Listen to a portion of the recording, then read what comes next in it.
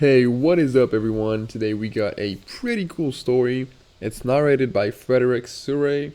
So get cozy, enjoy it, and watch it till the end, guys. In the deepest vaults of the Imperial Palace on Terra, beneath layers of adamantium and ceramite, beyond the reach of natural light and the gaze of all but the most trusted servants of the Imperium, there sits a figure that has not moved in over 10,000 years. This figure is not quite alive, yet not entirely dead. It is sustained by technology so ancient that even the most learned tech priests cannot fully comprehend its workings, and it is fed by the life force of 1,000 souls each and every day. This is the Emperor of mankind, and the question of whether he truly lives or has long since passed beyond the veil of death is one of the most profound mysteries in the entire galaxy. The chamber that houses this figure is vast beyond comprehension. A cathedral of machinery and ancient technology that stretches into shadows too deep for even the most powerful illuminators to pierce completely. The air itself seems heavy here, thick with incense and the metallic tang of recycled atmosphere that has been breathed and rebreathed for millennia. The temperature is precisely controlled, maintained at exactly the level required to preserve the biological components of the being enthroned at the chamber's heart. Every surface gleams with the patina of age and constant maintenance, polished by generations of servitors and tech priests who have devoted their entire lives to the care of this one chamber. The walls are lined with cogitators and monitoring equipment, ancient devices whose purposes are understood only partially by those who tend them. Green lights flicker in endless sequences, monitoring processes that may have been vital once, but whose meanings have been lost to time. Red lights occasionally flash warnings that are immediately attended to by robed figures who scurry through the shadows like crimson ghosts. The sound of machinery is constant, a low hum that vibrates through the floor and seems to resonate in the bones of anyone who enters this space. It is the sound of life support systems working ceaselessly, of circulation pumps and atmospheric processors, and 1,000 other mechanisms, all laboring to maintain a single existence. Above all of this machinery, suspended on a throne of gold that seems to glow with its own internal light, sits the figure itself. From a distance, it might appear majestic, a golden statue of a warrior king seated in eternal judgment. But as one draws closer, the terrible truth becomes apparent. This is no statue. This is flesh, or what remains of it. The skin has the color and texture of old parchment, stretched so tight over the bones beneath that every contour of the skull is visible. The body is skeletal, wasted away to almost nothing, preserved not by any natural vitality, but by the constant intervention of the machines that surround it and penetrate it and have become one with it over the passage of countless centuries. The answer to this question is not simple. It cannot be reduced to binary states of existence. For the Emperor occupies a space between life and death that defies conventional understanding. His physical body, shattered and broken beyond all recognition, clings to existence through mechanisms both technological and metaphysical. His consciousness, vast and incomprehensible, spans the breadth of the Imperium and extends deep into the immaterium itself. To some, he is a god ascending to true divinity. To others, he is a corpse animated only by machinery and the desperate faith of humanity. The truth, as with so many things in the grim darkness of the far future, lies somewhere between these extremes, shrouded in layers of secrecy, myth, and deliberate obfuscation. What we do know with certainty is this. The Emperor sits upon an ancient device known as the Golden Throne, and has done so since the closing days of the Horus heresy over 10 millennia ago. The injuries he sustained in his final confrontation with his most beloved son were so catastrophic that they would have killed any other being instantly. His spine was shattered, his windpipe crushed, his jugular severed. The flesh was burned from his face until it dripped like wax. One of his eyes burst from its socket, bones splintered, tendons torn, and an entire arm ripped completely from his body. These wounds would not heal, could not heal, for they had been inflicted by a being empowered by the very gods of chaos themselves. And so the Emperor was installed upon the Golden Throne, where the ancient technology works ceaselessly to preserve what remains of his physical form, while his mind undertakes labors that would break lesser beings in mere moments. The question that haunts the Imperium, whispered in the corridors of the Inquisition, and debated in hushed tones among the highest echelons of the Adeptus Terra, is whether the being that occupies the Golden Throne can still be called the Emperor in any meaningful sense. Has the passage of 10,000 years and the constant strain of his duties transformed him into something else entirely? Has his consciousness fragmented and dispersed across the warp, leaving only the barest echo of his former self tethered to his decaying flesh? Or does some essential spark of the man who united Terra and launched the Great Crusade still endure within that withered frame, watching over humanity with the same determination that once drove him to reshape the galaxy? Before we can answer these questions, we must first understand who the Emperor was, what the Golden Throne truly is, and how the Master of Humanity came to be imprisoned within a device that was never meant to serve as a life support system. We must examine the evidence of his current state, sift through the myths and propaganda to find the kernel of truth at their core, and confront the terrifying possibility that the entity humanity worships as a god may be something far stranger and more terrible than they could ever imagine. This is the story of the Emperor's death, or his transformation, or his ascension. The story of how the greatest hope for humanity became its greatest mystery. The man who would become the Emperor of mankind was born in the 8th millennium before the current age, in the time when humanity still believed itself alone among the stars and the gods of chaos were nothing more than whispers in the nightmares of psychers. His birth was not natural, not in any conventional sense. According to the oldest and most closely guarded records, he was created through an act of desperate sacrifice performed by the ancient shamans of Earth. These shamans were the wisest and most powerful of early humanity, gifted with psychic abilities and the ability to reincarnate after death by traversing the Imperium and finding new vessels for their souls. But as the warp grew more turbulent and malevolent entities began to coalesce within its currents, the shamans found themselves unable to safely reincarnate. They were being consumed by the things that dwelt in the warp, their knowledge and power lost forever. The shamans had walked the earth for millennia, serving as guides and protectors for primitive humanity. They were the ones who taught early humans to make fire, to cultivate crops, to build shelters that could withstand the elements. They remembered the secrets of the stars, having observed the cosmos through psychic sight long before the invention of telescopes.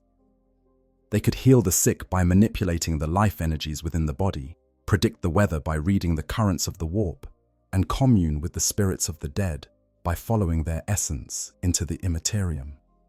For countless generations, when a shaman died, their soul would traverse the warp and find a new infant to be born into, carrying their accumulated wisdom forward into each new life. This cycle of reincarnation meant that humanity always had access to the knowledge of its wisest members, a continuity of understanding that spanned from the dawn of human consciousness to the modern age. But something was changing in the warp. The immaterium, once a relatively calm ocean of psychic energy, was becoming turbulent and dangerous. Dark currents were forming, eddies of malevolent consciousness that reached out to snare unwary souls as they made their journey between death and rebirth. The shamans began to notice that some of their number were not returning from death, their essences consumed by these predatory forces before they could find new vessels. Each loss was catastrophic, representing not just the death of an individual, but the permanent extinction of millennia of accumulated knowledge and wisdom. And the losses were accelerating, as if the forces in the warp were learning to hunt more efficiently, developing a taste for the particularly bright and powerful souls that the shamans represented. The shamans gathered in conclave, using their collective psychic might to peer into the future and understand what was happening. What they saw terrified them beyond measure. The darkness in the warp was not a natural phenomenon, but the birth of something conscious and malevolent. Humanity's own negative emotions, its capacity for hatred and violence and cruelty, were coalescing into entities of terrible power. These proto-gods fed on suffering and death, growing stronger with each act of murder and each moment of despair. And as they grew, they would inevitably turn their attention to humanity itself, seeking to corrupt and enslave the species that had inadvertently given them birth. The shamans understood that humanity needed protection, a guardian powerful enough to stand against these emerging dark gods and guide the species away from the behaviors that empowered them. They needed someone who would never die, who would never lose their knowledge or their purpose, who could shepherd humanity through the ages to come with steady and unwavering guidance. But such a being did not exist, could not exist, not within the natural order of things. So the shamans decided to create one through the most desperate and terrible act of magic ever attempted by human hands. Faced with this existential threat, the shamans gathered in a place of power and performed a ritual of unprecedented scope. Each of them ended their own life in a coordinated act of mass suicide, hurling their souls into the warp at precisely the same moment. Rather than allowing themselves to be scattered and devoured, they merged their essences together, combining their strength and knowledge into a single point of consciousness. This consciousness gestated in the warp for a time, growing in power and understanding before finally manifesting in the material universe as a human infant. This child was the Emperor, though he would not be known by that title for thousands of years to come. From the moment of his birth, the Emperor was something far beyond human. He possessed psychic abilities that dwarfed those of any other psyker who had ever lived. He was functionally immortal, his body regenerating from wounds that would kill normal men, and apparently not aging beyond his prime. He could perceive the warp directly, seeing the eddies and currents of psychic energy that surrounded all living things. And he possessed knowledge that seemed to come from nowhere, understanding of science and philosophy and warfare that no single lifetime could have accumulated. He was, in every sense, a being designed to guide and protect humanity through the darkness that lay ahead.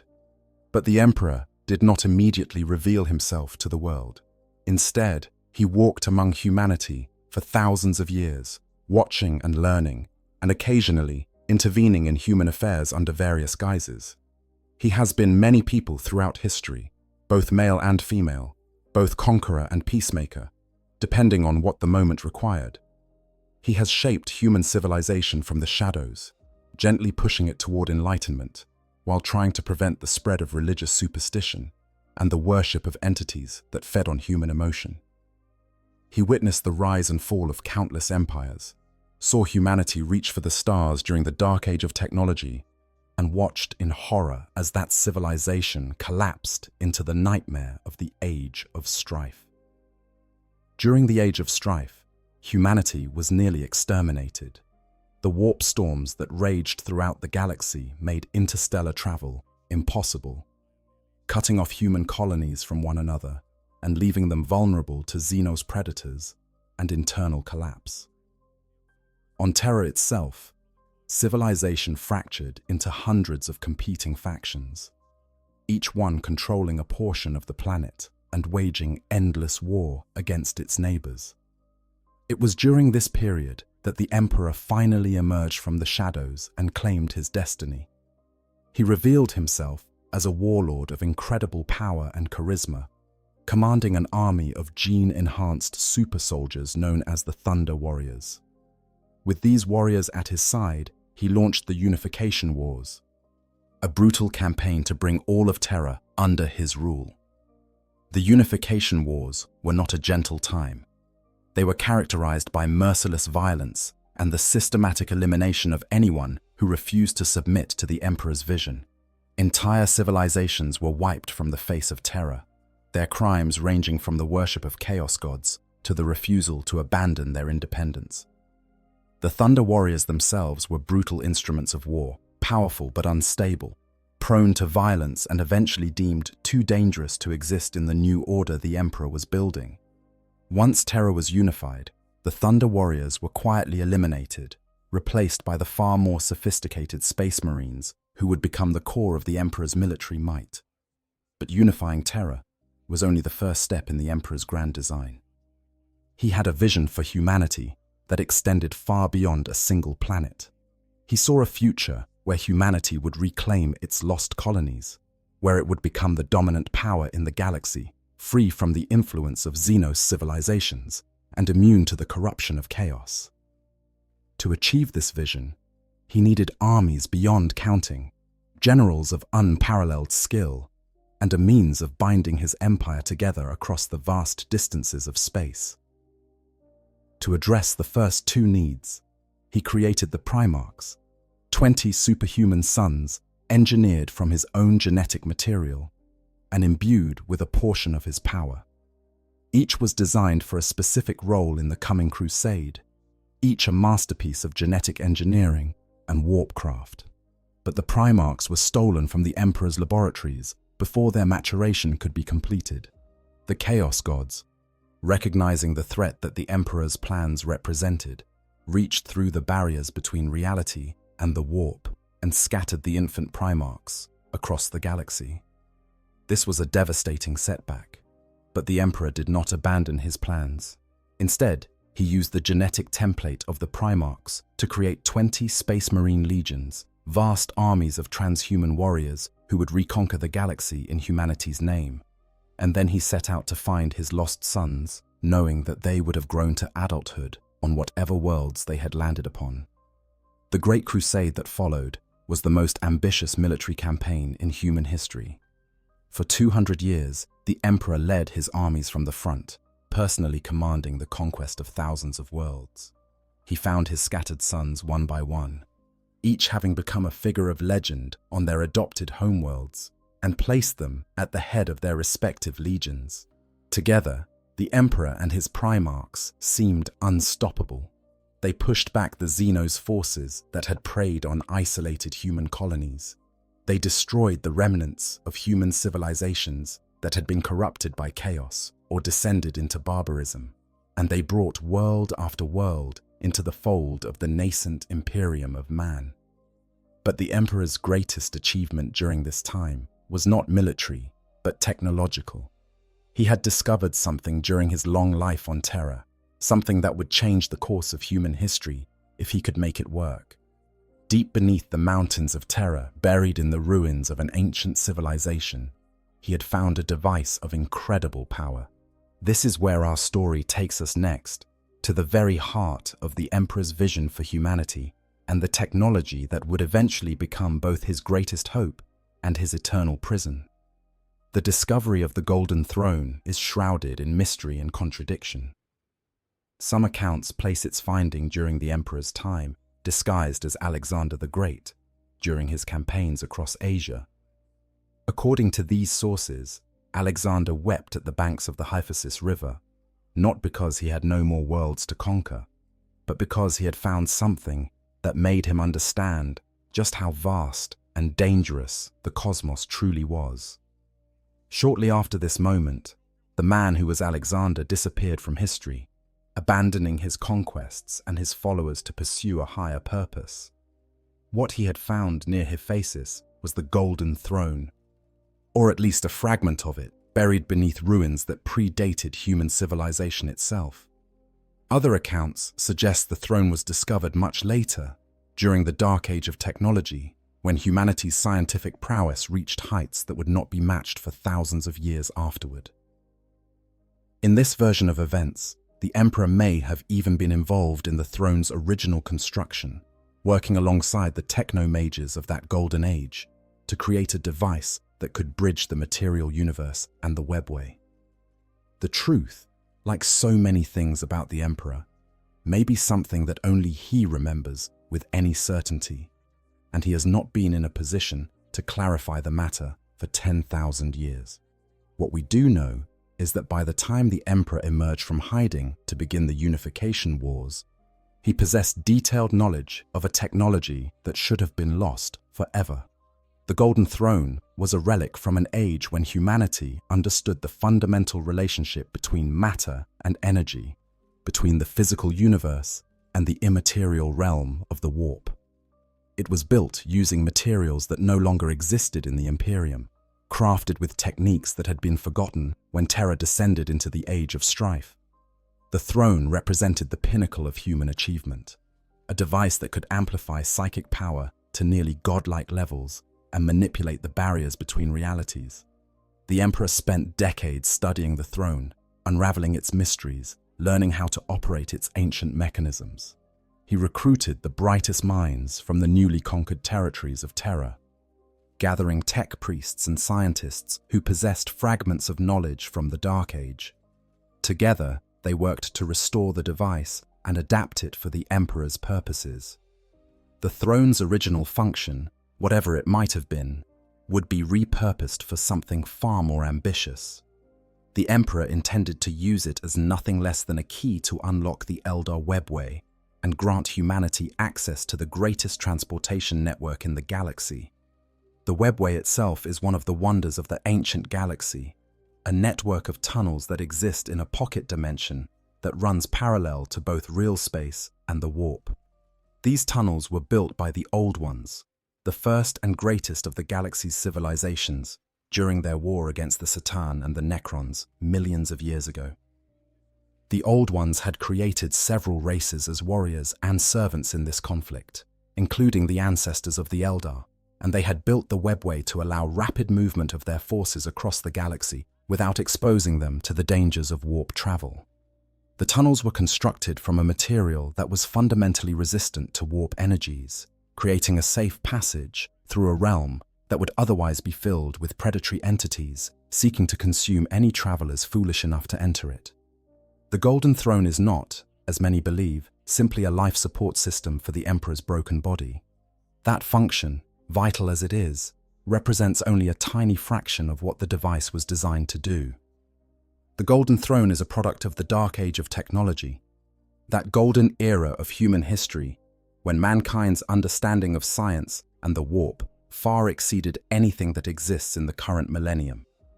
It was created by a civilization that understood the fundamental relationship between the material universe and the immaterium, and it was designed to harness and amplify psychic power on a scale that staggers the imagination. The throne itself takes the form of a massive golden chair suspended above a pair of enormous doors, all crafted from a strange golden alloy that is reactive to psychic energy. The doors are said to be large enough for a Warhound-class Scout Titan to walk through upright without bowing its head. Massive bundles of cables, wires, and conduits connect the chair to the doors and to other machinery scattered throughout the vast chamber that houses it. The entire assembly sits in what was once the Emperor's primary laboratory, a hall large enough to house 6 full companies of space marines in full battle gear. Even after 10,000 years of continuous operation, fragments of the Emperor's other experiments still litter the space, covered in dust and forgotten by all but the most ancient of the custodian guard who stand eternal vigil over their master. But what was the Golden Throne designed to do?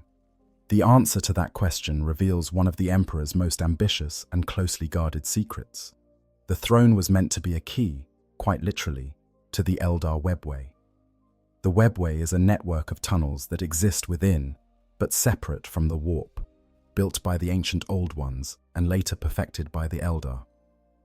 These tunnels allow for instantaneous travel across vast distances without exposing travelers to the direct dangers of warp travel. Ships moving through the Webway do not need to worry about being attacked by demons or emerging centuries after they departed due to temporal distortions. The Webway represented the perfect solution to humanity's greatest weakness, its dependence on navigators and the capricious nature of warp travel. the Emperor's plan was audacious in its scope. He intended to use the Golden Throne to breach the webway and create a human-built extension that would connect to the ancient Eldar network. From there, he would expand this human webway until it connected all the major worlds of the Imperium, creating a transportation network that would unite humanity like never before.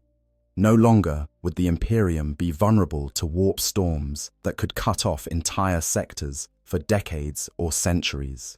No longer would humanity need to risk the perils of the warp for every journey beyond a single star system. The Webway project would make the Imperium truly eternal, proof against the very forces that had destroyed human civilization during the Age of Strife.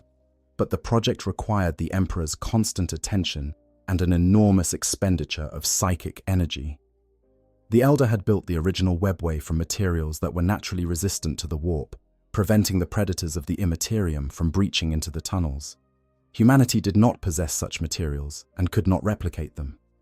Instead, the Emperor used the Golden Throne to project his own psychic power as a shield, maintaining the integrity of the human-built sections through sheer force of will. This meant that he needed to remain on the throne whenever the portal was open, channeling his power through the ancient mechanisms to keep the demons at bay. The Emperor knew this was unsustainable. He could not sit upon the throne forever, watching over a single portal while his Imperium stretched across the galaxy. He needed a replacement, someone powerful enough to take his place while he attended to the other duties of ruling. There is strong evidence to suggest that this role was intended for Magnus the Red, the Primarch of the Thousand Sons Legion, and the most powerful psyker among the Emperor's sons. Magnus possessed psychic abilities that approached, though did not match, those of his father. With proper training and perhaps some augmentation, he might have been capable of maintaining the human webway in the Emperor's absence, allowing the Master of Mankind to resume his role as the active ruler of his empire. But Magnus was never told of this destiny. The Emperor, in his infinite calculation and paranoia, had decided to keep the webway project secret from even his sons. He feared that knowledge of it would spread to potential enemies, both Xenos and human. He worried about how the navigator houses would react to learning that their monopoly on interstellar travel was being threatened. Most of all, he feared that the Chaos Gods would learn of his plans and move to stop them. So he labored in secret, deep beneath the Imperial Palace, while his sons led his armies across the stars, never knowing that their father had already found the key to making the Imperium eternal. This decision to keep secrets from his sons would prove to be one of the Emperor's greatest mistakes, for secrets breed suspicion, and suspicion can curdle into resentment, and resentment into betrayal. And nowhere was this more true than in the case of Magnus the Red, the son who would unwittingly destroy his father's greatest work and condemn the Emperor to 10,000 years of torment upon the very device he had meant to use to liberate humanity from the tyranny of the warp. Magnus the Red was perhaps the most tragic of all the Primarchs, a being of immense power and intellectual curiosity who genuinely believed he was serving his father's vision while simultaneously undermining it at every turn. Raised on the planet Prospero, Magnus had developed a civilization dedicated to the pursuit of knowledge and the mastery of psychic abilities. The Prosperan people had built vast libraries and academies where psychers could study their gifts without fear of persecution, developing techniques to safely channel warp energies and explore the Immaterium. Magnus believed that knowledge was the ultimate weapon against ignorance and superstition, and that by understanding the warp completely, humanity could be protected from its dangers. What Magnus did not understand, what the Emperor had deliberately chosen not to tell him, was that the warp was not simply a natural phenomenon to be studied like physics or chemistry. The entities dwelling within it were conscious and malevolent, patient predators who would happily spend centuries grooming a victim if it meant eventually claiming a powerful soul. They whispered to Magnus in his studies, offering knowledge and insight while carefully concealing their true nature and intentions. They appeared as helpful spirits, ancient entities who claimed to want nothing more than to see humanity fulfill its potential. And Magnus, brilliant though he was, could not see the trap being laid for him. The Emperor had forbidden Magnus from delving too deeply into the warp, recognizing the danger his son courted with every experiment and every communion with the entities beyond the veil. But Magnus interpreted this prohibition as evidence of his father's ignorance, a short-sighted limitation placed on his potential out of fear of what he might discover. He believed he was more enlightened than his father in this one crucial area, that his decades of study had given him insights that even the Emperor lacked. This arrogance, this certainty in his own understanding, made Magnus blind to the warnings and deaf to the concerns of those who loved him. His brother Primarchs, particularly the Great Khan and Lemon Russ, had tried to counsel him toward restraint, but Magnus dismissed their concerns as the fears of lesser minds, unable to comprehend the sophistication of his work. When Magnus discovered through his divinations that Horus had fallen to chaos and was preparing to launch a rebellion, his reaction was characteristic of both his loyalty and his arrogance. He did not question the accuracy of his vision, did not consider that it might be a deception planted by the very entities he had been communing with. He saw only that his father needed to be warned immediately, that every moment of delay increased the risk of Horus's treachery succeeding, and he knew that conventional methods of communication would be too slow, that by the time a message ship reached Terra, Horus's forces might already be preparing their assault. So Magnus decided to use his psychic abilities to send a warning directly into his father's mind, projecting his consciousness across the vast gulf of space to deliver the message in person, as it were. You know, whenever I dive into this particular piece of lore, I'm always struck by how tragic the Emperor story truly is. Here's a being who spent 30,000 years guiding humanity from the shadows, finally stepped forward with a vision to save our species, and his reward for all of that sacrifice is an eternity of suffering. No rest, no peace, just endless torment while his body slowly crumbles around him. It's probably the darkest element of Warhammer, and that's really saying something. The Emperor isn't just humanity's greatest hope, but he's also its greatest tragedy, and that's duality, that constant tension between salvation and damnation. Anyways, back to the story. He understood that Terra was protected by powerful psychic wards, barriers that the Emperor had established to prevent exactly this kind of intrusion. But Magnus had convinced himself that these wards were meant to keep out enemies, not loyal sons bearing vital intelligence. Surely his father would forgive a breach of protocol when the message justified the means. And even if the Emperor was initially angry, that anger would fade once he understood what Magnus had learned, and how critical it was to act immediately. Magnus gathered the most powerful sorcerers of the Thousand Suns and initiated a ritual of unprecedented scope. They drew power from the deepest currents of the warp, channeling energies that would have killed lesser psykers instantly. The ritual chamber on Prospero blazed with psychic fire, as Magnus focused his will into a single devastating attack on the barriers protecting Terra. He did not think of it as an attack, of course. In his mind, he was merely knocking very loudly on a door that was meant to keep strangers out, but should always open for family. The psychic shockwave he unleashed was powerful enough to be felt across the entire sector. A scream in the warp that caused every navigator and astropath for light years to collapse in agony. The event that doomed the Emperor's Webway project and eventually led to his entombment upon the Golden Throne began with an act of loyalty twisted into catastrophe.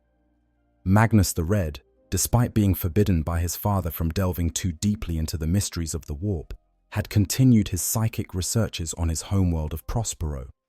He believed that knowledge was power, and that by understanding the warp, he could better defend humanity against its dangers. What Magnus did not understand, what the Emperor had deliberately not told him, was that the things dwelling in the warp were not simply natural phenomena to be studied and catalogued.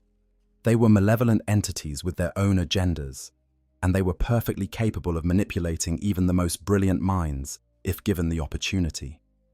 Magnus learned of his brother Horus's betrayal through his own divinations. Horus, the War Master and most favored of all the Primarchs, had fallen to chaos and was preparing to launch a rebellion that would tear the Imperium apart. Magnus, horrified by this discovery and desperate to warn his father, attempted to use his psychic abilities to send a message across the vast distance separating Prospero from Terra. But the Emperor had established psychic wards around Terra and the Imperial Palace, specifically to prevent such intrusions. These wards were powerful enough to repel even the mightiest of demons, and they had been carefully calibrated to protect the Emperor's greatest secret, the entrance to the webway. Magnus, in his desperation and his arrogance, believed he could force his way through these wards. He gathered his most powerful sorcerers and conducted a ritual of unprecedented scope, drawing on energies from the deepest reaches of the warp. The psychic shockwave he unleashed was powerful enough to shatter the Emperor's wards and carry his warning directly to his father. But in doing so, Magnus unknowingly did far more damage than Horus could have achieved through conventional military assault. The force of Magnus's message tore open the Emperor's psychic shield like tissue paper, and the wards that had kept the human-built section of the webway safe from demonic intrusion collapsed instantly. The result was catastrophic. Demons poured through the breached sections of the webway by the thousands, falling upon the human workers who had been laboring to extend the network. Adeptus Mechanicus tech priests, servitors, and construction crews died by the thousands in the first moments of the invasion, their screams echoing through the tunnels as reality itself seemed to tear apart around them. The custodian guard and Sisters of Silence, who had been stationed to protect the workers, rushed to contain the breach, but they were vastly outnumbered. For every demon they banished back into the warp, 10 more forced their way through the widening tears in reality. The Emperor, sensing the disaster as it unfolded, immediately abandoned whatever he had been doing and rushed to the throne room. He found his great work, the project that was meant to unite humanity forever, transformed into a gateway for humanity's worst enemies. The demons were trying to force their way through the portal and into the Imperial Palace itself, where they would find the most densely populated planet in the Imperium completely defenseless against their onslaught. The Emperor did the only thing he could. He sat upon the golden throne and used its mechanisms to project his psychic might into the webway, holding back the tide of chaos through sheer force of will. Thus began what has come to be known as the war within the webway, a conflict that raged for 5 years in the tunnels beneath the Imperial Palace, while the Horus heresy unfolded above. The Emperor could not leave the throne, could not even divert his attention from the monumental task of holding the portal closed, lest the demons break through and consume Terra. He sent his custodian guard and whatever other forces he could spare into the webway to fight a desperate holding action. But he knew it was only a matter of time before the human forces would be overwhelmed. The human-built sections of the webway were collapsing, torn apart by warp energies they had never been designed to withstand, and every meter of tunnel that fell brought the demons closer to breaching into the material universe. The strain on the Emperor was immense. For 5 years he sat upon the throne, never resting, never sleeping, constantly channeling his power through the ancient mechanisms. Tech priests standing nearby could see his body beginning to show signs of the stress. His nose would bleed, even in the psychic visions he projected to communicate with his commanders. His face grew gaunt, the skin stretched tight over his skull. But he endured, because he knew that the moment he faltered, Terra would fall. Eventually, he was forced to make a terrible decision. He ordered the Sisters of Silence to gather 1,000 psychers from across the galaxy and bring them to Terra. These psychers were sacrificed to the Golden Throne, their life energies drained to power the device for a single day without requiring the Emperor's constant attention. This sacrifice bought the Emperor just enough time to personally enter the webway and rescue the retreating remnants of his forces. He plunged into the demon-infested tunnels like an avenging angel, his psychic might incinerating demons by the hundreds as he pushed toward the furthest human positions. There, he encountered Drachnien, an immensely powerful demon that represented humanity's own capacity for murder, made manifest in the warp.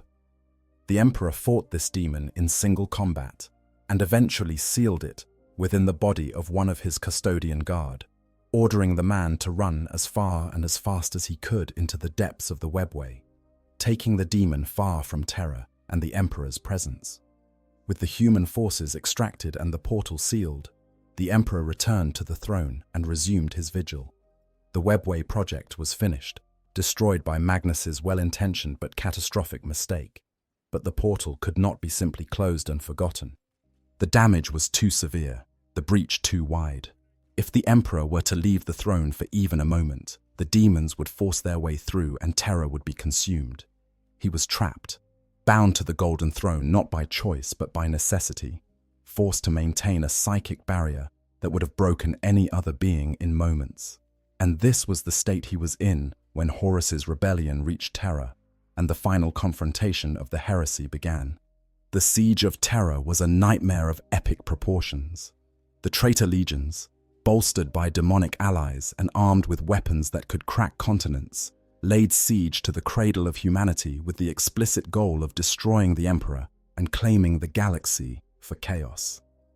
The fighting raged across Terra's surface for months, each day seeing atrocities that would make even the most jaded imperial citizen weep. The defenders, led by Primarchs Rogel Dawn, Jagatai Khan, and Sanguinius, fought with the desperation of men who knew that if they failed, there would be no tomorrow for their species. Meanwhile, deep beneath the imperial palace, the Emperor sat upon his throne, unable to lead the defense personally, forced to watch through psychic scrying as his sons killed each other and his empire burned. As the siege dragged on, both sides grew desperate. The defenders knew that loyalist reinforcements were approaching and that they only needed to hold out a little longer. Horus knew this as well, and he understood that if those reinforcements arrived before he could kill the Emperor, his rebellion would fail. In an act that historians still debate, Horus lowered the void shields protecting his flagship, the Vengeful Spirit, apparently inviting the Emperor to teleport aboard and face him in single combat. Some believe this was Horus's arrogance, a challenge issued by a son who believed himself the equal of his father. Others suggest it was a moment of clarity, a brief instant where the real Horus, the loyal son who still existed somewhere beneath the corruption, hoped his father would end his suffering. Regardless of the reason, the Emperor took the bait. He assembled a strike force consisting of some of his most elite warriors, including the Primarchs Rogel Dawn and Sanguinius, and teleported to the Vengeful Spirit. The Chaos Gods, not content to allow a fair confrontation, scattered the Emperor's force throughout the massive ship through warp manipulation. Each group was forced to fight their way through hordes of Chaos Space Marines and demons, racing toward the bridge where Horus waited. Sanguinius reached Horus first, and the angel died trying to stop his fallen brother, his back broken by Horus's power claw. When the Emperor finally arrived, he found his most beloved son dead, and his most trusted son transformed into something that was no longer entirely human. The battle that followed was unlike anything that had ever occurred in the material universe. Two beings of almost godlike power clashed in single combat, their blows shattering reality itself and sending shockwaves through both the material universe and the warp. Horus, empowered by all four Chaos Gods, was stronger than he had ever been. His psychic abilities rivaled those of the Emperor. His physical strength augmented to inhuman levels, his very presence a wound in reality that caused mortals to go mad just from witnessing it. The Emperor, for his part, was fighting at a terrible disadvantage. For 5 years, he had been maintaining the webway barrier, straining his abilities to their limit. He was exhausted, his power reserves depleted, his body already beginning to fail from the stress he had endured. And there was another factor that hampered the Emperor. He still loved his son. Despite everything Horus had done, despite the betrayal and the millions of deaths and the corruption that had twisted the War Master into a monster, the Emperor could not bring himself to strike with his full power. He kept hoping that somewhere beneath the taint of chaos, the real Horus still existed and could be saved. This hesitation, this last flicker of paternal love, almost cost the Emperor everything. Horus seized the advantage and unleashed a barrage of attacks that tore the Emperor apart. He burned the Emperor's face with warp fire until the flesh dripped like wax. He burst one of the Emperor's eyes from its socket with a psychic blast. He crushed the Emperor's windpipe and severed his jugular. He broke the Emperor's ribs, splintered the bones in his wrists, and tore one of his arms completely from its socket. Finally, he broke the Emperor's spine over his knee, the same way he had killed Sanguinius, leaving the master of mankind crumpled and broken on the deck of his flagship. It was at this moment, with the Emperor at the very threshold of death, that a lone guardsman or custodian, the sources disagree, placed himself between Horus and his father. This individual, sometimes identified as Olanius Pius, though the truth is lost to history, had no chance of defeating a chaos-empowered Primarch. Horus obliterated him with a casual gesture, reducing him to atoms in an instant. But this act of sacrifice, this display of loyalty from a mere mortal who knew he would die but stepped forward anyway, finally broke through the Emperor's hesitation. He saw, in that moment, that there was nothing left of his son to save. Horus was gone, consumed entirely by the powers he had bargained with, and the thing wearing his face was nothing more than a puppet of the Chaos Gods. With this terrible knowledge, the Emperor unleashed his full power. He struck at Horus not just with psychic might, but with the fundamental force of his will, erasing his son from existence on every level of reality. Horus's body was incinerated. His soul was shattered and scattered across the warp. Every echo and reflection of his existence was hunted down and destroyed. The Emperor made absolutely certain that Horus would never return, would never be resurrected by his dark masters, would never again threaten humanity. But this final act, necessary as it was, took the last of the Emperor's strength. When Rogel Dawn finally reached the bridge, he found his father broken beyond repair, barely clinging to life, and Horus utterly annihilated.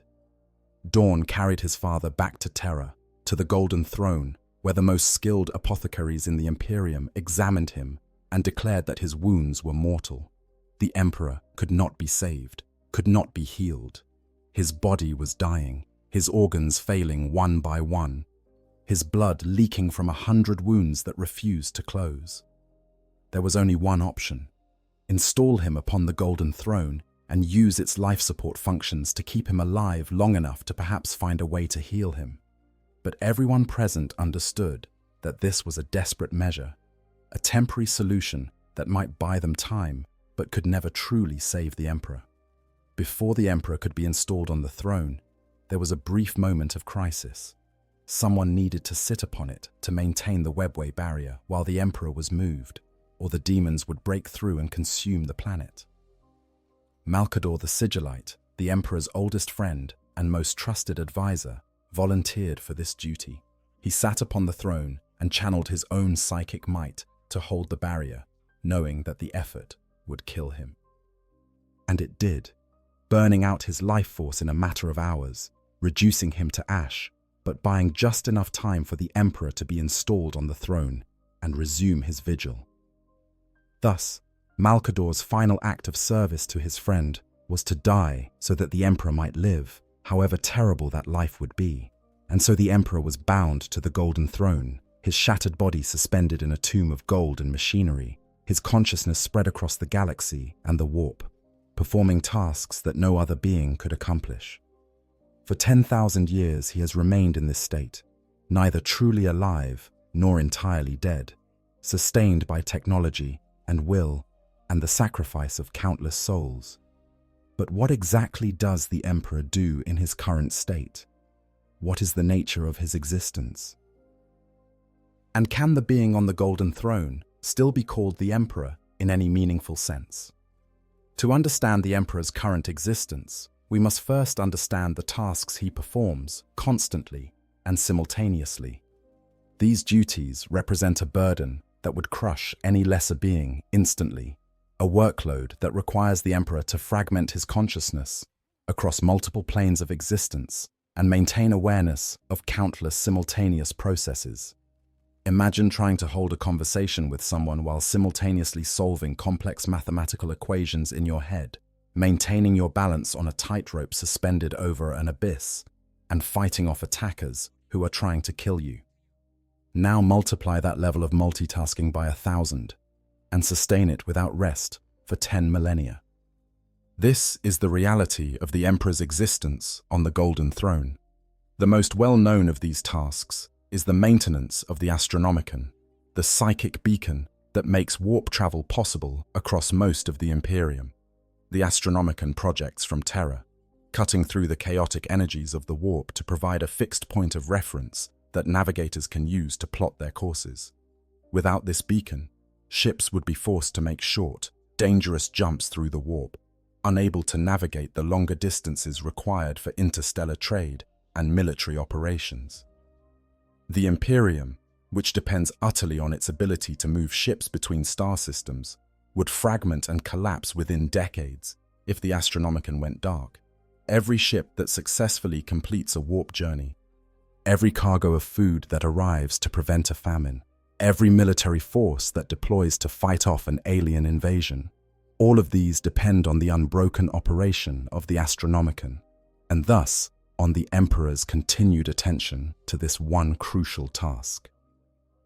The Astronomicon itself is a massive installation buried deep beneath the surface of Terra, in a location known as the Hollow Mountain, somewhere in the Himalayas. The chamber that houses it is vast enough to hold entire armies, filled with machinery whose purpose is only partially understood by the tech priests who maintain it. At the heart of this machinery sits the chamber of the Astronomicon, where 10,000 psychers are arranged in a complex geometric pattern that focuses their collective psychic output. These psychers, called the Chosen, are individuals who have been identified as possessing exactly the right combination of power and stability to serve in this role. They are brought to Terra by the Black Ships, those dreaded vessels that travel the Imperium collecting psychers for various purposes, and they undergo years of training to prepare them for their ultimate duty. The training of the Chosen is an elaborate process that involves both psychological conditioning and psychic development. The Chosen must learn to open themselves completely to the warp, to channel immense amounts of psychic energy through their bodies without allowing that energy to overwhelm their sanity or corrupt their souls. They must achieve a state of mystical unity with the Emperor, becoming extensions of his will rather than independent beings. Many fail this training, their minds breaking under the strain or their bodies rejecting the psychic modifications required to serve. Those who succeed are considered among the most fortunate and blessed members of humanity, granted the sacred privilege of literally giving their lives to sustain the Emperor and the Imperium he built. When the Chosen finally enter the chamber of the Astronomicon to begin their service, they experience something that no words can adequately describe. Their consciousness expands beyond the confines of their physical bodies, merging with the collective psyche of the other Chosen, and touching, however briefly, the vast intelligence of the Emperor himself. They become aware of the Astronomicon as a living thing, a blazing star of psychic energy that burns through the warp and drives back the darkness. And they feel themselves feeding that star, their life force being drawn out of them and transformed into the light that guides humanity through the void. It is, by all accounts, a transcendent experience, one that makes the inevitable death that follows seem almost trivial by comparison. The consumption of the Chosen is not instantaneous, but gradual, over the course of weeks or months, depending on the individual's strength and the current demands placed upon the Astronomicon. The psycher's life energy is slowly drained away. Their hair turns white and falls out. Their skin becomes translucent, revealing the bones and organs beneath. Their eyes sink back into their skulls, and their bodies waste away until they become little more than living skeletons, animated by nothing but the psychic link to the Astronomicon and the Emperor's will. When death finally comes, it is said to be gentle, a gradual fading of consciousness as the last spark of life is consumed and the soul is drawn into the Emperor's presence. The body is removed, and another psyker takes their place, maintaining the unbroken chain of sacrifice that has continued for 10,000 years. The Emperor's role in maintaining the Astronomicon is to direct and focus this energy. The psykers provide the raw power, but only the Emperor's consciousness is vast enough to shape that power into the beacon that spans 50,000 light-years. His mind reaches into the warp and holds the Astronomicon steady, despite the constant turbulence and predation of demonic entities that are drawn to its light like moths to a flame. Demons constantly assault the Astronomicon, trying to corrupt it or snuff it out, seeing it as a wound in their realm that causes them pain. The Emperor must constantly defend the beacon, striking down these attackers while simultaneously maintaining the beacon's integrity and guiding its light across the galaxy. This task alone would be enough to consume the full attention of any other psyker, but the Emperor performs it as merely one of his many simultaneous duties, a background process in the incomprehensible operating system of his consciousness. But the Emperor does not power the Astronomicon directly, not anymore. During the Great Crusade, he channeled his own might into the device, maintaining it through sheer personal power. But after his installation on the Golden Throne, this became impossible. Instead, a compromise was reached, one that the Emperor had initially only agreed to as a temporary measure. The Astronomicon is now powered by 10,000 psykers who are gathered by the Black Ships and trained by the Adeptus Astronomica specifically for this purpose. These psykers, called the Chosen, funnel their psychic energy into the beacon, burning out their life force in the process. Most die within months of assuming their duties, consumed by the sheer amount of energy they are channeling. The Emperor's role in maintaining the Astronomicon is to direct and focus this energy. The psykers provide the raw power, but only the Emperor's consciousness is vast enough to shape that power into the beacon that spans 50,000 light-years. His mind reaches into the warp and holds the Astronomicon steady, despite the constant turbulence and predation of demonic entities. This task alone would be enough to consume the full attention of any other psyker, but the Emperor performs it as merely one of his many simultaneous duties, a background process in the incomprehensible operating system of his consciousness. The second major task the Emperor performs is maintaining the seal on the webway portal beneath the Imperial Palace.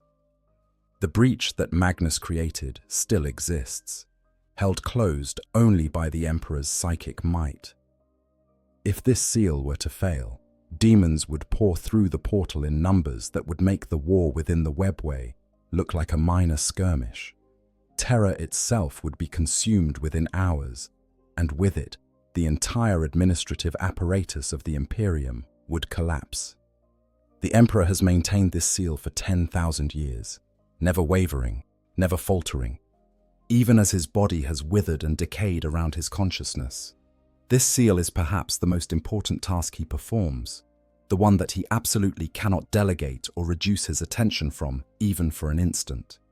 Beyond these two major duties, the Emperor's consciousness extends across the Imperium in ways that are poorly understood but clearly documented. He appears to be able to manifest in the dreams and visions of certain individuals, offering guidance or warnings.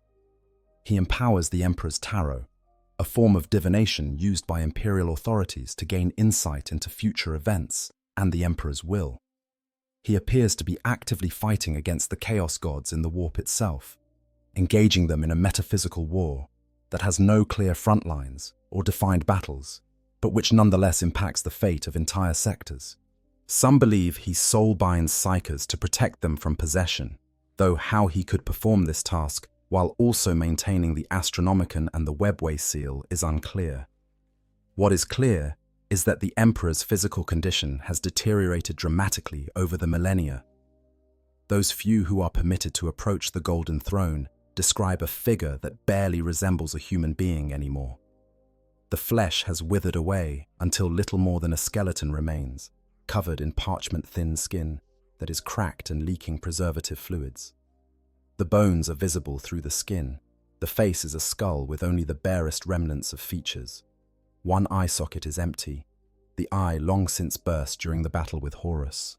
The remaining eye is said to still show signs of life, moving and focusing on those who approach. But whether this represents conscious awareness or merely an autonomic response is impossible to say. The machinery of the Golden Throne has grown into the Emperor's body over the millennia, merging flesh and metal in ways that are both horrific and necessary. Tubes snake into every major vein, pumping unknown substances through a circulatory system that no longer functions on its own. Wires pierce the skull and connect directly to the brain, creating a neural interface that allows the Emperor's consciousness to expand far beyond the confines of his physical form. Life support systems monitor every organ, every cellular process, making constant adjustments to keep the decaying meat that was once the most powerful human alive functioning for just a little longer. The daily sacrifice of psychers plays a crucial role in maintaining the Emperor's existence, though the exact mechanism is not well understood. 1,000 psychers per day are brought before the throne, their minds and souls consumed to fuel the Emperor's ongoing battle against chaos and maintain his grip on reality. Some sources suggest these psychers are fed into the Astronomicon rather than directly to the Emperor, but the practical effect is the same. 1,000 human lives are burned away each day to keep the Emperor functioning.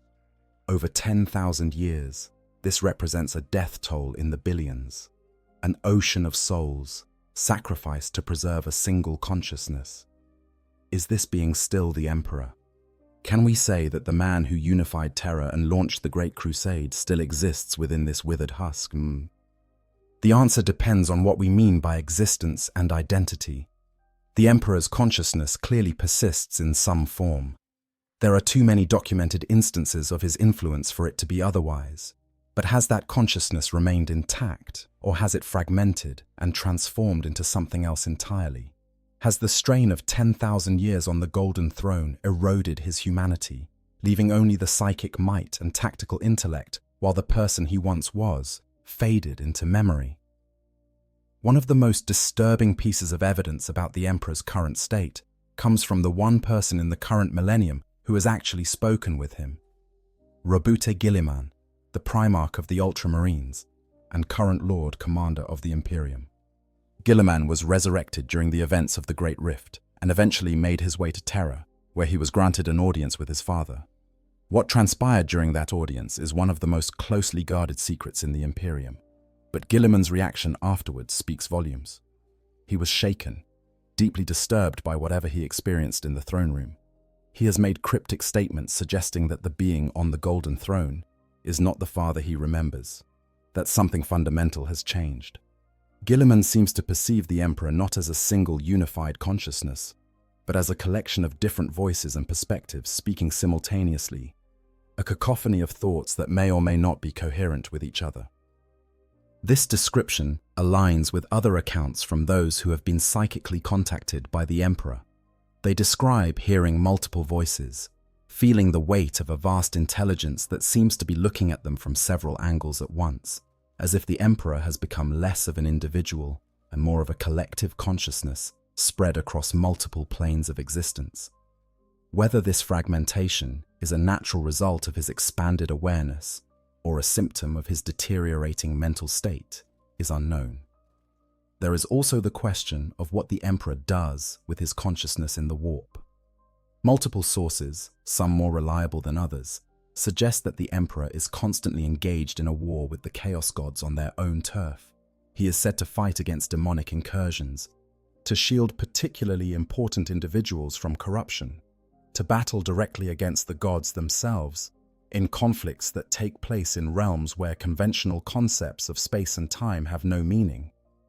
If these accounts are true, then the Emperor has essentially become a god himself, at least in functional terms, possessing power and influence that extends across both the material universe and the immaterium.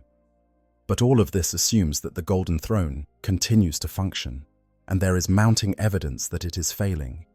The Golden Throne is a product of the dark age of technology, built with techniques and materials that no longer exist in the Imperium. The Adeptus Mechanicus maintains it as best they can, but they do not truly understand how it works. They perform rituals and prayers that they believe keep the machine functioning, but many of these rituals are cargo cult behavior, mimicry of maintenance procedures whose original purpose has been forgotten. Component by component, the Golden Throne is breaking down, and there may be no way to repair it. The decay of the Golden Throne is a slow-motion catastrophe, a disaster that unfolds over centuries, but is nonetheless inexorable in its progression. The first signs of serious deterioration appeared during the 32nd Millennium, approximately 2,000 years after the Emperor was installed upon the throne. Monitoring systems that had previously functioned flawlessly began to produce erratic readings or cease operating entirely. Tech priests dispatched to investigate found components that had failed in ways that shouldn't have been possible, according to their understanding of the technology. Replacement parts crafted in the forges of Mars did not quite fit properly, as if the specifications had changed slightly, or the original materials had properties that modern manufacturing could not replicate. As the millennia passed, the problems multiplied and compounded. Systems that had been designed to provide redundancy failed one by one, leaving critical functions dependent on single points of failure. Fail-safes that should have prevented catastrophic malfunctions began triggering with increasing frequency, requiring ever more desperate interventions to keep the throne operational.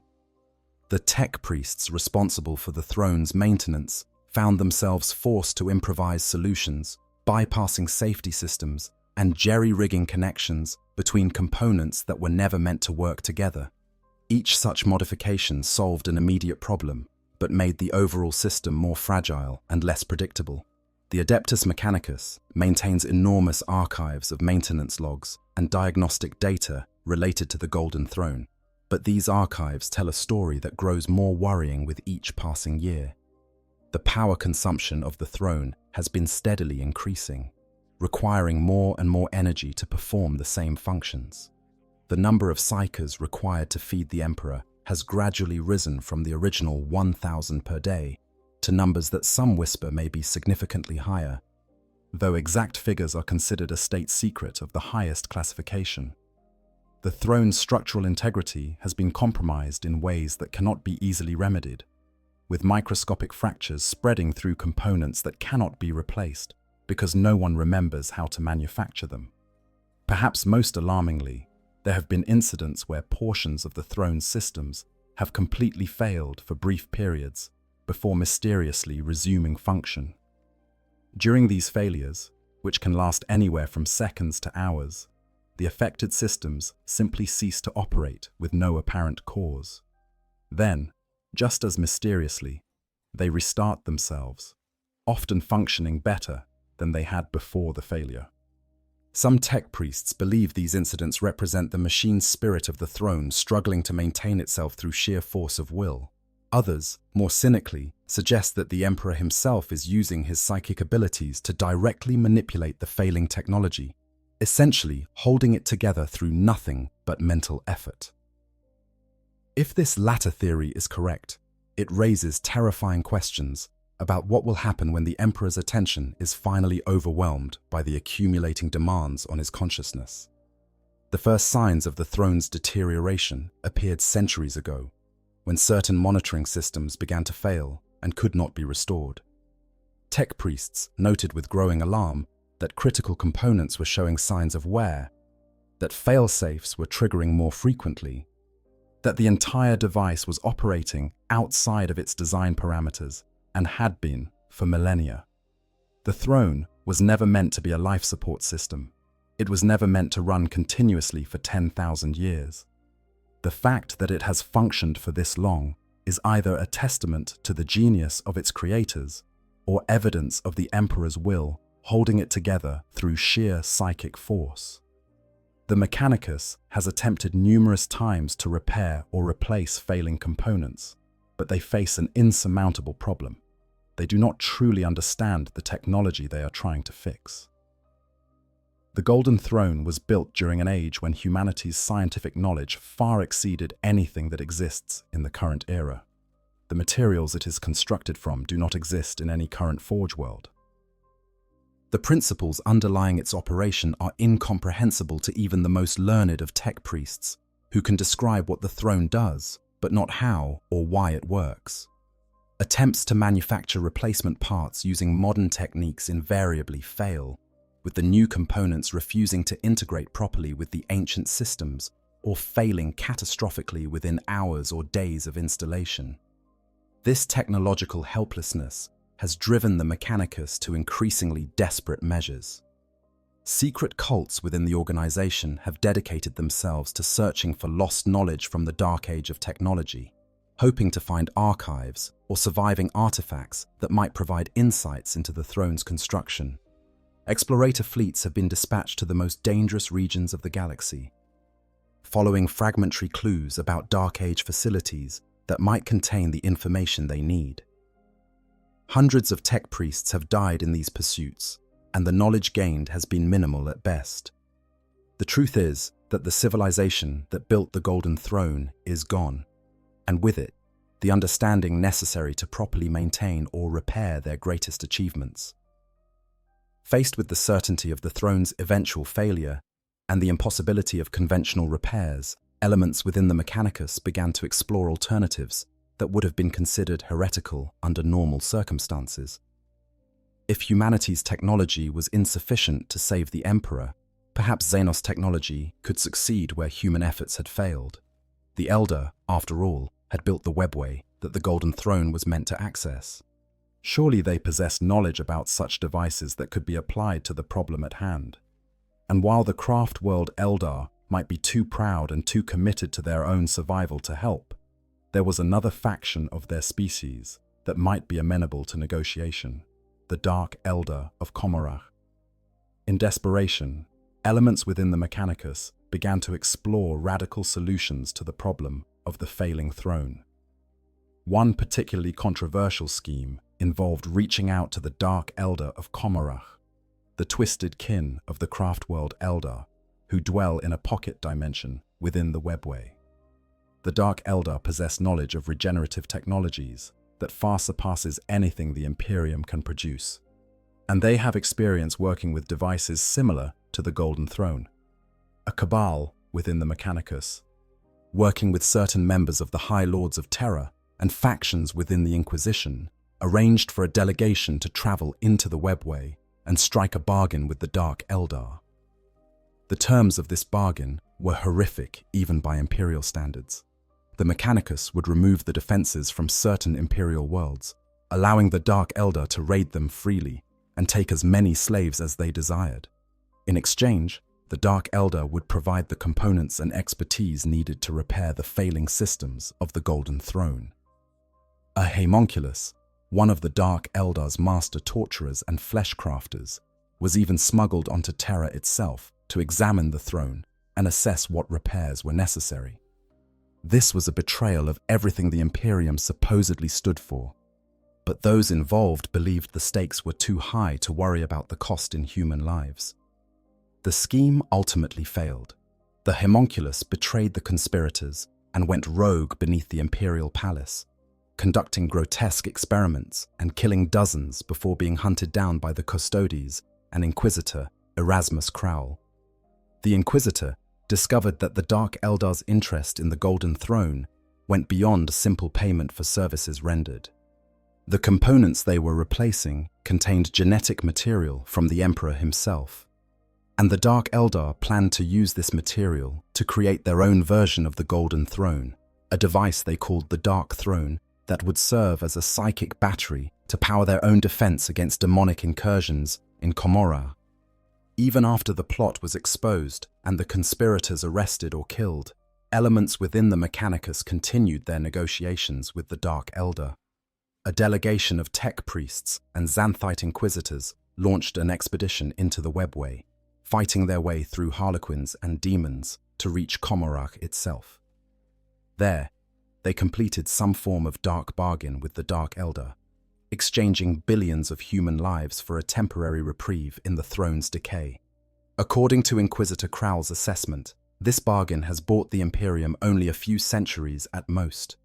The Golden Throne will still fail, and when it does, the consequences will be catastrophic. What happens if the Golden Throne fails completely? The most immediate effect would be the collapse of the webway seal beneath the Imperial Palace. Demons would pour through the breach in numbers that could potentially consume Terra entirely, turning the throne world into a demon world and forcing the abandonment of the system. With Terra lost, the administrative center of the Imperium would collapse. The various branches of the imperial government would be unable to coordinate with each other, and the Imperium would fragment into independent stellar empires, each claiming legitimacy but unable to enforce their authority beyond their immediate region. The second major effect would be the failure of the Astronomicon. Without the Emperor to direct the psychic energies of the Chosen, the beacon would likely go dark within days or weeks. Warp travel would become far more dangerous and unpredictable, forcing ships to make short jumps and rely on local navigation rather than the reliable signal from Terra. This would dramatically slow all interstellar travel and communication, making it impossible to coordinate military responses to threats or maintain trade networks across the vast distances of the Imperium.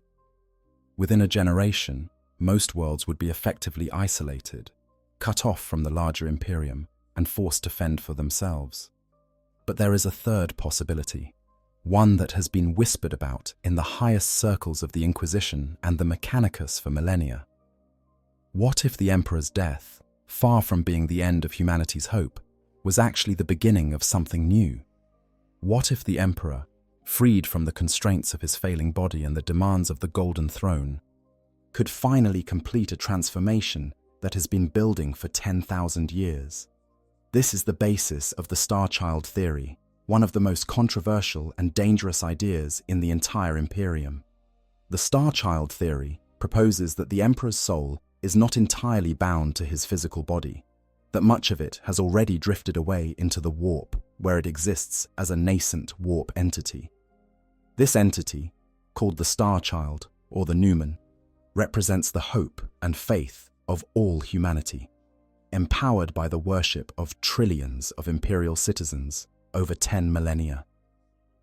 The theory suggests that if the Emperor were to fully die, his soul would be freed to complete its transformation, coalescing into a new god in the warp, one powerful enough to stand against the Chaos gods as an equal. This theory has some basis in observed phenomena. There are documented cases of entities that appear to be aspects of the Emperor manifesting in the warp. The Legion of the Damned, spectral space marines who appear in the Imperium's darkest hours to turn the tide of battle, are believed by many to be the Emperor's demons, warp manifestations of his will-given form. These ghostly warriors appear without warning on battlefields across the galaxy, fighting with inhuman skill and fearlessness before vanishing as mysteriously as they arrived. No casualties have ever been recovered from the Legion of the Damned, and attempts to track or communicate with them have universally failed. They simply appear, fight with devastating effectiveness, and disappear, leaving no trace of their presence except the corpses of the enemies they destroyed and the grateful reports of the Imperial forces they aided. The living saints represent another category of phenomena that seems to be connected to the Emperor's presence in the warp. These individuals, almost always members of the Adepta Sororitas, display abilities that closely mirror those of demonic entities, but seem to be powered by faith in the Emperor rather than the dark emotions that feed chaos. Saint Celestine, the most famous of the living saints, has died and returned to life multiple times, each resurrection accompanied by manifestations of golden light and miraculous healing. She can manifest wings of pure luminous energy, wield weapons that burn with holy fire, and inspire imperial forces to impossible acts of courage and endurance. When examined through warp sight, she appears as a being of pure light, radiating an aura that drives back darkness and causes demons to recoil in pain. Significantly, the living saints lose their power when exposed to Necron pylons and other devices that dampen warp activity, suggesting they are indeed creatures of the Imperium rather than purely material entities. This observation has led some theorists to conclude that they are essentially demons, but demons of the Emperor rather than of chaos, manifestations of his divine will given form through the faith of their believers. If this interpretation is correct, it suggests that the Emperor has already achieved a level of godhood, that he is capable of creating warp entities in the same way that the Chaos Gods create demons. The fact that he can do this while still nominally bound to his physical body on the Golden Throne raises intriguing questions about what he might be capable of if fully unleashed into the warp. According to lore from the earliest days of the Imperium, before the current regime of secrecy and superstition took hold, the Emperor sired many children during his long life. This is entirely plausible, given that he walked among humanity for thousands of years before revealing himself as a public figure. The descendants of these children, called the Sensei, inherited a fraction of his power and his immortality. The Sensei were said to be invisible to psychic detection, protected from the notice of chaos by their unique nature. Their souls supposedly burned with a pure light that reflected their direct descent from the Emperor, making them immune to corruption and able to resist the temptations that might lead lesser humans astray. A secret society called the Illuminati, consisting of individuals who had been possessed by demons and then freed themselves through sheer force of will, sought to gather all the Sensei together for a final ritual. According to their beliefs, when the Emperor finally died and his soul was freed from the Golden Throne, the Illuminati would sacrifice the Sensei, using their souls to strengthen and guide the Star Child. The combined essence of the Emperor's original soul, empowered by 10,000 years of human faith, and the pure souls of his direct descendants, would coalesce into a new being of incomprehensible power. This new entity, sometimes called the Sensei Emperor, would be powerful enough to challenge the Chaos Gods directly, driving them back into the deepest reaches of the warp and freeing humanity from their malevolent influence forever. Whether any of this is true, or whether it represents wishful thinking by those desperate to believe that the Emperor's death would not mean the end of the Imperium, is impossible to say with certainty.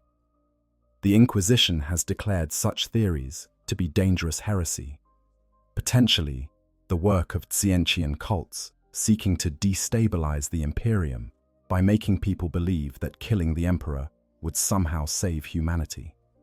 The official position of the ecclesiarchy is that the Emperor is already divine, and that any attempt to hasten his transformation through death would be blasphemy of the highest order.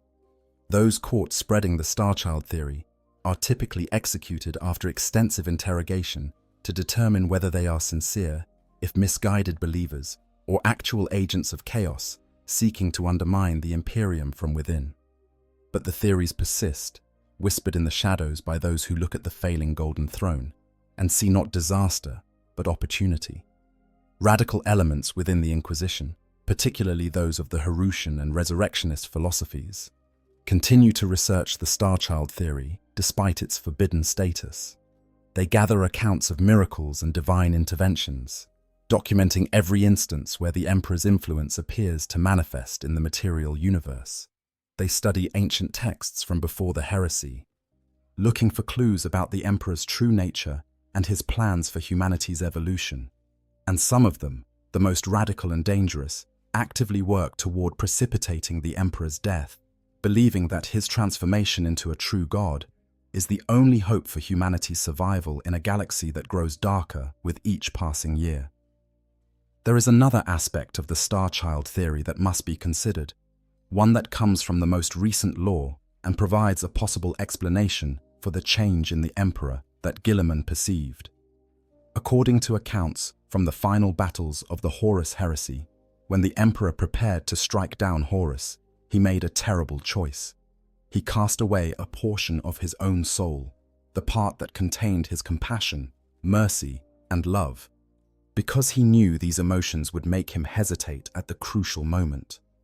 A being of pure logic and tactical necessity could destroy Horus without hesitation, but a father might pause, might hope for some last-minute redemption, and in that pause might be destroyed. So the Emperor severed the human parts of himself, the emotions and attachments that made him more than a weapon, and hurled them away into the warp. This fragment of his soul, containing everything that made the Emperor human, rather than merely a god of war, drifted away into the Imperium, where it has supposedly been growing and gathering strength over the millennia. Divorced from the cold calculation that dominates the consciousness bound to the Golden Throne, this fragment represents pure compassion and hope. The desire to protect humanity, not because it is strategically necessary, but because every individual human life has intrinsic value. Some theorists suggest that this fragment is the true Star Child, the aspect of the Emperor that must eventually reunite with the rest of his consciousness to create a complete and whole divine being. If this account is true, then the being on the Golden Throne is not the complete Emperor. It is the cold, calculating portion of his consciousness, the part that sees humanity as a strategic resource to be managed rather than individuals to be protected. This would explain Guillemon's horror at meeting his father, his sense that something essential is missing from the being that claims to be the master of mankind. It would also suggest that the Star Child is not simply the Emperor's soul waiting to be reborn, but specifically the compassionate and human aspects of his psyche, seeking to reunite with the rest of him and become whole again.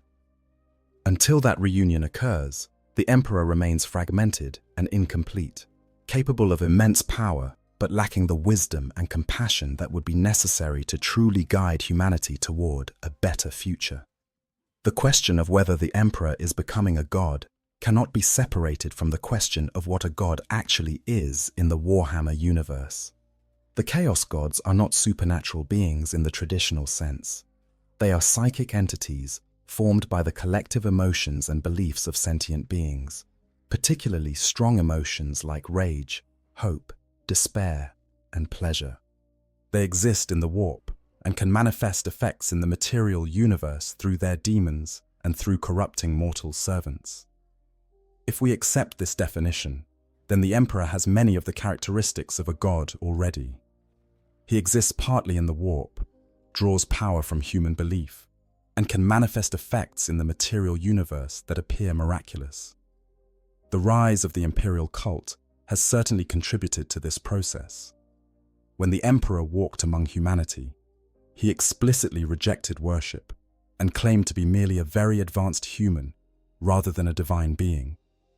He understood that belief and worship fed the entities in the warp, and he wanted to starve the Chaos Gods by promoting atheism and rationalism. But after his internment on the Golden Throne, the imperial cult grew and spread until it became the official religion of the Imperium. Trillions of humans across millions of worlds pray to the Emperor daily, believing him to be their god and savior. All of that faith, all of that psychic energy flows into the warp and empowers whatever aspects of the Emperor's consciousness dwell there. Recent events have dramatically increased the flow of psychic energy across the Imperium. The opening of the Great Rift, an enormous warp storm that now cuts the galaxy in half, has caused a surge in psychic phenomena across human space. More psychers are being born than ever before, and those who already possessed psychic abilities are finding their powers amplified. This event, called the Psychic Awakening, may be accelerating the Emperor's transformation into a true warp entity. There are reports of visions showing a golden infant alternating with images of a radiant being rising from a throne of light. These visions have been interpreted by some as proof that the Star Child is close to awakening, that the Emperor's ascension is at hand. But there is a darker interpretation of these events.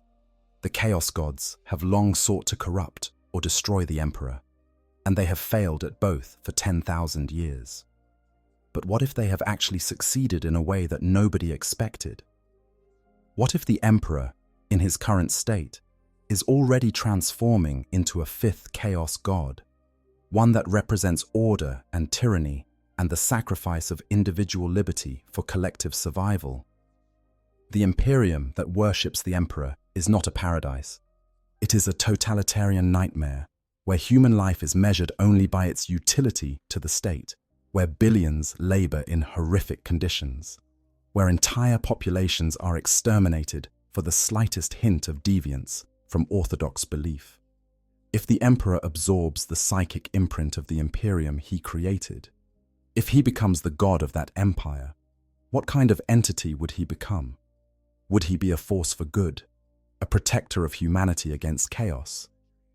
Or would he be something more terrible, a god of fascism and genocide, of endless war and the grinding obliteration of anything that represents change or hope or mercy? This is the horror that keeps the most thoughtful members of the Inquisition awake at night. The possibility that humanity's salvation is also its damnation. And yet there is hope, fragile and desperate though it may be.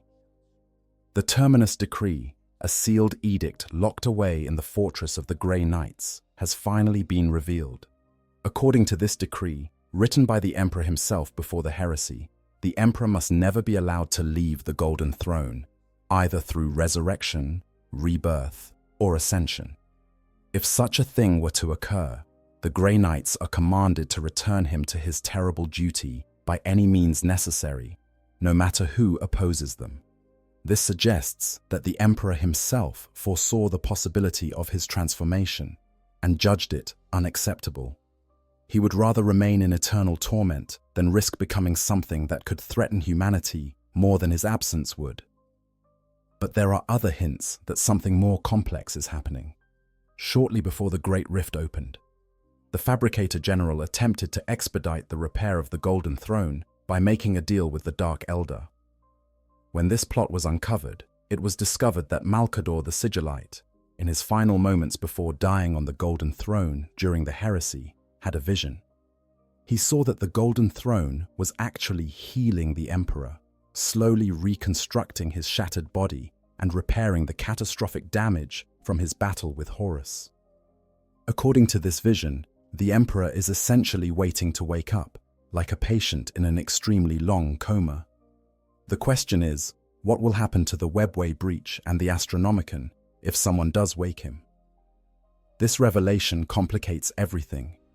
If the Emperor is healing rather than dying, then the failure of the Golden Throne might not mean his death, but his awakening. But waking the Emperor could still be catastrophic if it means the Webway seal fails and Terra is consumed by demons. It could also mean the end of the Astronomicon if the Emperor is no longer present to direct its energies. The practical effect would be similar to his death, at least in the short term: the collapse of the Imperium and the fragmentation of human space into isolated pockets.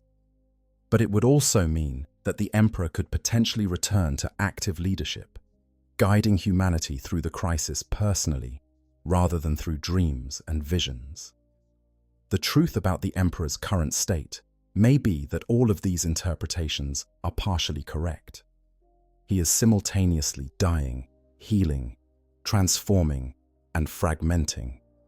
The being on the Golden Throne is the Emperor in the same way that a caterpillar liquefying inside its cocoon is still that caterpillar. Something is happening, some vast change is underway, but the process is not complete and may take centuries or millennia more to reach its conclusion. The Emperor is becoming something, but what that something is remains unclear even to those who are most knowledgeable about such matters. Recent events in the lore provide additional clues about the Emperor's capabilities and nature. When Guilliman was poisoned by Mortarion, the Emperor channeled his power through his son to strike directly at Nurgle's garden in the warp, burning a portion of it and injuring the Chaos God himself. This demonstrates that the Emperor can still project his power in ways that directly harm the Chaos Gods, suggesting that his war against them in the warp is not metaphorical but literal. He is engaging them in direct combat on their own territory, and he is powerful enough to hurt them in ways that have lasting effects. there are also accounts of the Emperor communicating with various individuals across the Imperium, offering guidance or warnings at crucial moments. These communications are often cryptic and subject to interpretation, but they suggest that some part of the Emperor's consciousness is able to observe events across the galaxy and intervene when necessary. Some of these interventions are subtle, a vision or a dream that causes someone to make a different choice. Others are more dramatic, such as when the Emperor apparently possessed a sister of battle to fight against a greater demon, using her body as a temporary vessel for his power. What all of this evidence suggests is that the Emperor is not dead in any conventional sense, but he is also not truly alive. He exists in a state between life and death, between mortality and divinity, between the material universe and the warp. His consciousness is fragmented and spread across multiple planes of existence, simultaneously maintaining the Astronomicon, fighting the Chaos Gods, sealing the webway breach, and observing the Imperium he created. His body is a withered husk kept functioning by ancient technology, but his mind and soul extend far beyond the confines of that flesh. Is he suffering? Almost certainly. Multiple sources describe the Emperor's existence as one of unending torment, trapped in a body that is essentially being kept alive through constant intervention, unable to move or speak or rest, forced to perform tasks that would break anyone else in moments, and doing this continuously for 10,000 years. The few individuals who have been granted psychic communion with the Emperor describe feeling an overwhelming sense of pain emanating from his consciousness, a suffering so profound that it threatens to overwhelm anyone who touches it, even briefly. The Sisters of Silence, those rare individuals who are psychically blank and can approach the throne without being overwhelmed by the Emperor's presence, report that his face is frozen in an eternal silent scream, his mouth open wide in an expression of agony that has not changed in millennia. If there is any mercy in the universe, it would be to release him from this bondage. A swift death, an end to 10,000 years of torment, might be the kindest thing that anyone could do for the Emperor. But there is no mercy in the grim darkness of the far future. Only the necessity of survival, and humanity needs the Emperor to endure his torment for as long as the species exists. Every day that he continues to maintain the Astronomicon is another day that the Imperium can function. Every moment that he holds the webway breach closed is another moment that Terra remains safe from demonic invasion. His suffering, terrible as it is the price that humanity pays for continued existence in a hostile galaxy. And by all accounts, the Emperor himself understands and accepts this burden, choosing to endure rather than abandoning his duty and condemning his species to extinction. The question we began with, whether the Emperor is dead, can now be answered with appropriate nuance. The Emperor of mankind, as he existed during the Great Crusade, is gone. That being, with his vision for humanity and his plans for the webway and his relationship with his sons, died on the vengeful spirit when Horus broke his body and shattered his dreams. What remains is something different, something that is simultaneously less and more than human. The being on the Golden Throne has sacrificed everything that made the Emperor who he was in order to continue protecting humanity. His humanity, his personality, his individuality, all of these have been burned away or cast aside in the service of a duty that never ends. But the Emperor's essence, his consciousness and power and will, these endure. They exist not just in the decaying form on the Golden Throne, but in the warp, in the faith of humanity, in the psychic network that spans the Imperium. The Emperor is becoming something new, something that may not be fully formed for centuries or millennia. Whether this new form will be a savior or a threat, whether it will represent hope for humanity or its ultimate doom, remains to be seen. The Imperium races against time, trying to hold itself together long enough for the Emperor's transformation to complete, hoping that when it does, the result will be worth the terrible price that has been paid. And so the emperor sits upon his golden throne, neither dead nor truly alive, enduring torments beyond imagining, performing duties that save humanity every day, and slowly transforming into something that the galaxy has never seen before. The Imperium calls him the God Emperor, and perhaps they are not entirely wrong, but if he is a god, he is a god who is being born in agony, a god whose creation requires the sacrifice of billions, a god who may not be entirely benevolent when his birth is finally complete. This is the grim truth of the emperor's condition, hidden beneath layers of propaganda and myth, a truth so terrible that those who learn it often wish they had remained ignorant.